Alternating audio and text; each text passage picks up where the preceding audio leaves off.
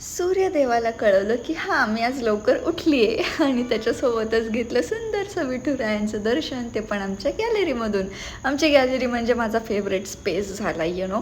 आणि तो space enjoy करत आम्ही निघालो खाली मॉर्निंग वॉकसाठी. येता येता म्हटलं की दुधाची पिशवी घेऊन येऊ, म्हणून आम्ही दूध आणायला थांबलो. घरी आल्यावर बनवला होता मी मस्त असा नाश्ता, पुरी आणि भाजी.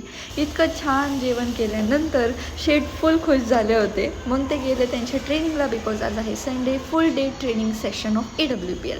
त्यांनी मला बाय बाय केलं. मी लागले माझ्या कामाला.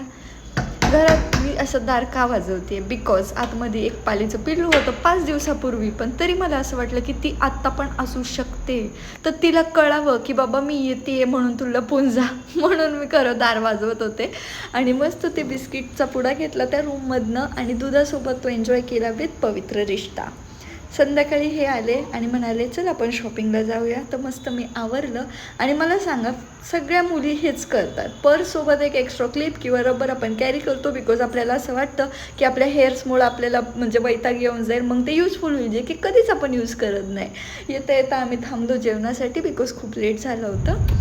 तो दोस्तों आज बहुत ही जबरदस्त डिनर रहा जो कि हमने किया यमरॉल्ड ट्री होटल में और काबिले तारीफ उसकी टेस्ट मैं आपको बता नहीं सकता कि क्या टेस्ट थी, वाला जवाब।